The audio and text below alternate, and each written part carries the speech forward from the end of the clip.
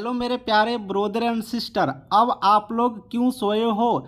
जाग जाओ। बिहार पैरामेडिकल परीक्षा का तैयारी करवाने के लिए आपका भाई चंदन आ चुका है। पैरामेडिकल इंटर लेवल की हो या पैरामेडिकल 10th क्लास की हो, आपका एक एएनएम का सीट या फिर एक जीएनएम का सीट आपको दिलवा के छोड़ूंगा, आपको एडमिशन करवा के छोड़ूंगा। इसलिए ये चौथा हम क्लास लेकर के आ चुके हैं। जीके सामान्य ज्ञान का सिर्फ वीवीआई क्वेश्चन होगा, परीक्षा में पूछे जाने वाला क्वेश्चन होगा। तो मेरे प्यारे सिस्टर ब्रोदर, सोइए मत, जाग जाइए और आज की क्लास कर लीजिए। और इसी तरह से क्लास करते रहना है तो चैनल को सब्सक्राइब करिएगा। टेलीग्राम ग्रुप का लिंक डिस्क्रिप्शन में ज्वाइन करिएगा, वहां पर आपको पीडीएफ हम डालते रहते हैं, पीडीएफ आप फ्री में प्राप्त कर सकते हो। साथ ही मेरे प्यारे सिस्टर ब्रोदर सबको बताऊंगा, अगर आपका क्लास छूट गया 2-3 तो चिंता मत करिए, प्ले लिस्ट बना हुआ है, प्ले लिस्ट में जाइए, बिहार पैरामेडिकल परीक्षा लिखा हुआ है, उसको देख करके वहां से पढ़ाई करिए। लिंक हम डिस्क्रिप्शन में भी डाल देते हैं प्रीवियस क्लास का, वो सारे भी देखिए। बाकी का क्लास भी मैं शुरू करने वाला हूं, तो आप लोग बेफिक्र रहिए। एग्जामिनेशन का मात्र 60 दिन भी रहेगा ना, तो आपको मैं क्रैश कोर्स की तरह करवा करके एक सीट दिलवा पाऊंगा। तो इसलिए आप लोग को चिंता नहीं करना है, बस चंदन भाई की बात पर यकीन रखो, पढ़ाई शुरू करो और फटाफट आज की क्लास शुरू करते हैं वीवीआई क्वेश्चनों के साथ। तो चलिए क्लास की तरफ बढ़ते हैं। तो पहला क्वेश्चन लूंगा, यहाँ से शुरू करूंगा, ठीक है? तो चलिए शुरू करते हैं। शिक्षा किस सूची के अंतर्गत आता है? अब देखिए, सबसे पहले यहाँ पर सूची की बात किया गया, तो हम लोग सूची के बारे में जान लेते हैं। देखिए, सूची 3 प्रकार के होते हैं, 3 सूची है। एक है राज्य सूची, समवर्ती सूची और संघ सूची। तो 3 सूची हो गया और इन्हीं 3 सूची के अंतर्गत सारे कुछ को रखा गया है। तो आज जो क्वेश्चन बना है, शिक्षा किस सूची के अंतर्गत आते हैं, तो शिक्षा यहाँ से जो बात करेंगे हम लोग, तो समवर्ती सूची के अंतर्गत आते हैं। तो यहाँ से ऑप्शन क्या हो गया? बी मेरा सही हो गया, शिक्षा समवर्ती सूची के अंतर्गत आते हैं। अब मेरा नेक्स्ट क्वेश्चन है, यहाँ से देख लेंगे कि इंडियन हाउस कहाँ स्थित है। इंडियन हाउस कहाँ स्थित है? ऑप्शन है भारत में, चीन में, लंदन में, अमेरिका में। चलिए आप लोग भी कमेंट करिएगा कि कहाँ लंदन हाउस स्थित है, सॉरी इंडियन हाउस स्थित है। तो इंडियन हाउस की बात करिएगा तो इंडियन हाउस लंदन में स्थित है। ऑप्शन यहाँ से सी क्या हो गया? राइट आंसर हो गया, ठीक है? तो इंडियन हाउस कहाँ स्थित है? लंदन में। चलिए नेक्स्ट क्वेश्चन कर लेते हैं। लाफिंग गैस का रासायनिक सूत्र क्या है? अब ये साइंस की क्वेश्चन है, तो साइंस की क्वेश्चन है तो लगभग सबको याद होंगे। लाफिंग गैस का रासायनिक सूत्र क्या है? H2N, N2O, N3O, H2N। चलिए बताइए यहाँ पर लाफिंग गैस का रासायनिक सूत्र क्या है? तो लाफिंग गैस का रासायनिक सूत्र सबको लगभग याद होगा, N2O होता है नाइट्रस ऑक्साइड, ठीक है ना? तो ऑप्शन नंबर बी यहाँ से क्या हो गया? Right answer, N2O nitrous oxide laughing gas का रासायनिक सूत्र होता है। चलिए नेक्स्ट क्वेश्चन हम लोग कर लेते हैं। नेक्स्ट क्वेश्चन मेरा इस तरह से, मुद्राक्षस का लेखक कौन है? मुद्राक्षस का लेखक कौन है? ऑप्शन है विशाला दत्त, उसके बाद है महेश राणा, विशाखा दत्त और राकेश भाटिया। चलिए बताइए, यहाँ पर आप लोग को बताना है मुद्राक्षस का लेखक कौन है। तो मुद्राक्षस का लेखक की बात करेंगे तो विशाखा दत्त है, ऑप्शन नंबर सी। यहाँ पर देखिए, एक बात आपको समझना होगा कि विशाल दत्त है और यहाँ पर विशाखा दत्त है, तो दोनों अंतर है, इसलिए यहाँ पर विशाल दत्त नहीं होगा, इसका विशाखा दत्त होगा। तो मुद्राक्षस का लेखक कौन हो गया?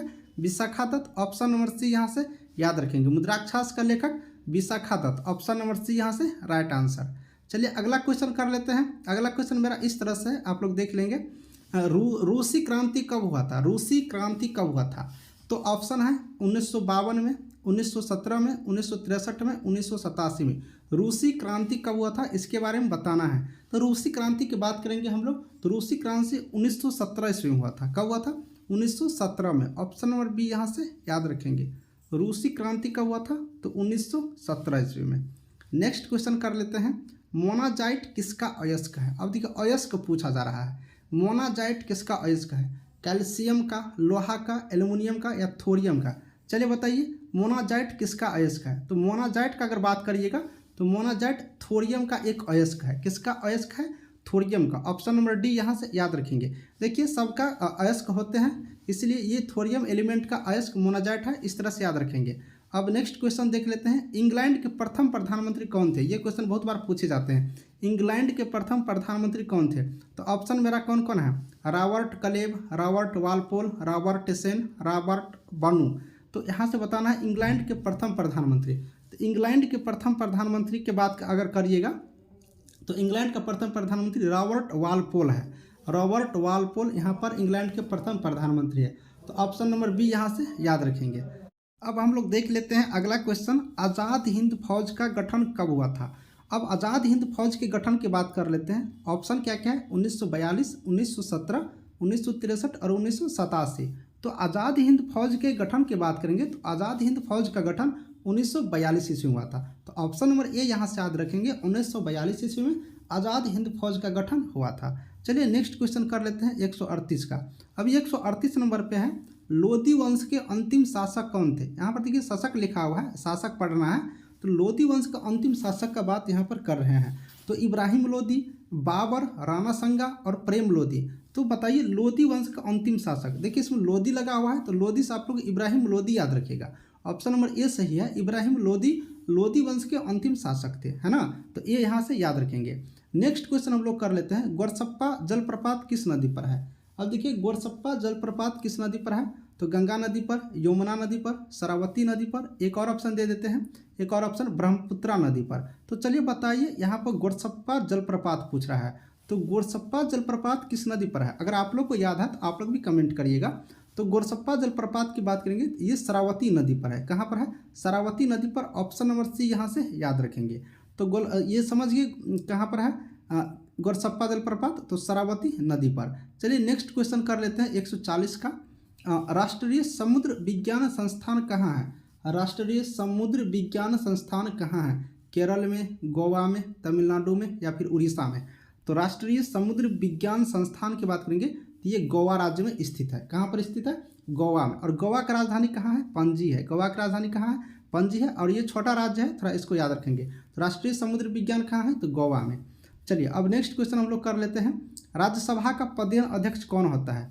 राज्यसभा होता है ना और लोकसभा। यहाँ पर देखिए राज्यसभा और एक होता है लोकसभा, दोनों समझ लीजिए। तो देखिए लोकसभा छोटा होता है ना, लोकसभा छोटा है किस से?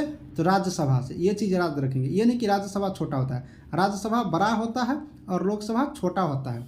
तो यहाँ से याद रखना है ये क्वेश्चन कि राज्यसभा का पदेन अध्यक्ष कौन होता है? राष्ट्रपति, उपराष्ट्रपति, प्रधानमंत्री या फिर राज्यपाल?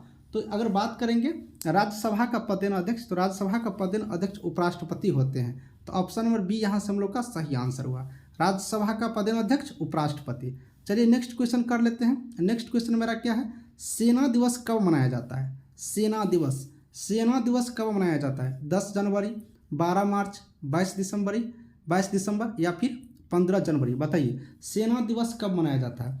तो सेना दिवस हम लोग प्रत्येक वर्ष मनाते हैं 15 जनवरी को। कब मनाते हैं? 15 जनवरी को मनाते हैं। ऑप्शन नंबर डी यहाँ से याद रखेंगे। चलिए नेक्स्ट क्वेश्चन कर लेते हैं, चक्रपात किसके कारण होता है? चक्रपात, चक्रपात किसके कारण होता है? उच्च दाब के कारण, निम्न दाब के कारण, माध्यम दाब के कारण, उच्च दाब निम्न दाब दोनों के कारण?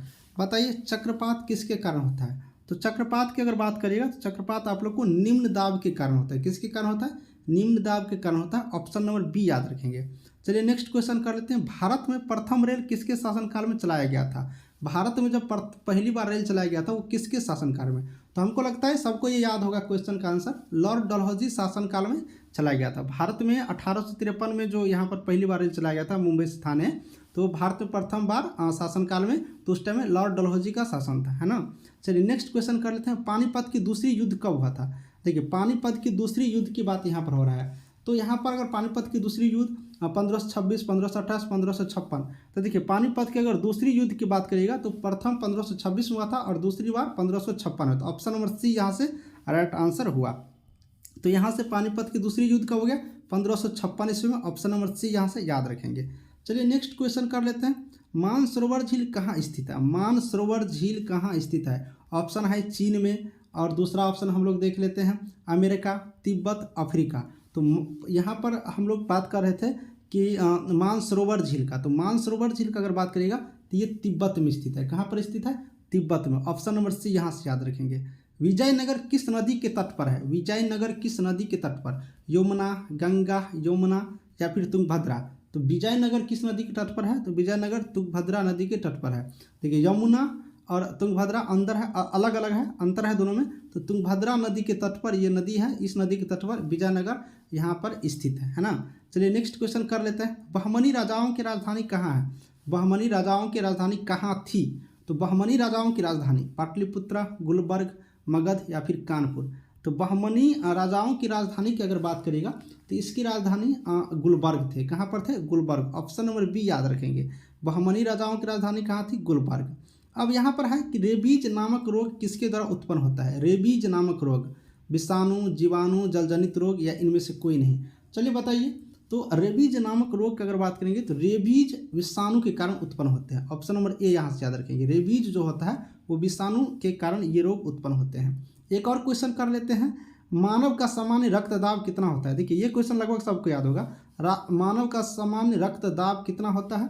तो मानव का सामान्य रक्तदाब 120/80 mm होता है। कहते हो ना ब्लड प्रेशर, तो वही है 120/80। सामान्य रक्तदाब यहाँ पर 120/80 होते हैं, है ना, mm में। तो यहाँ से याद रखेंगे 120/80 mm सामान्य रक्तदाब होता है मानव का। तो मेरे प्यारे दोस्तों, आपको ये सारे क्वेश्चन समझ में आ गए होंगे जो अभी हमने करवाए हैं। 50 तक क्वेश्चन करवाए हैं, 131 से 150 तक, यानी कि टोटल 20 क्वेश्चन यहाँ पर हमने करवाए हैं। मेरे प्यारे जो सिस्टर यहाँ पर ब्रदर जो भी पढ़ाई कर रही हो, सबको मैं बता दूं एएनएम भी बिल्कुल रूप से मैं आप लोग को इस बार पास करवा कर छोड़ूंगा। पूरे बिहार में एएनएम छा दूंगा। आप लोग अच्छा से पढ़ाई करते रहिए। हर एक क्वेश्चन लाएंगे, एक एक सब्जेक्ट का लाएंगे। अभी बस शुरुआती दौर है, इसलिए मैं आपको अलग अलग नहीं कर पा रहा हूँ। ये जीके जीएस का क्लास है, आप लोग को सारे क्वेश्चन करवाएंगे। आज की इस वीडियो में इतना ही रहने देते हैं। अगर आपको वीडियो अच्छा लगा होगा तो चैनल को सब्सक्राइब करके अपने दोस्तों को शेयर करिए, जिससे कि ज़्यादा लोग जुड़ेंगे तो हमें पढ़ाने में भी अच्छा लगेगा। चलिए इस वीडियो को यहीं पर समाप्त करते हैं।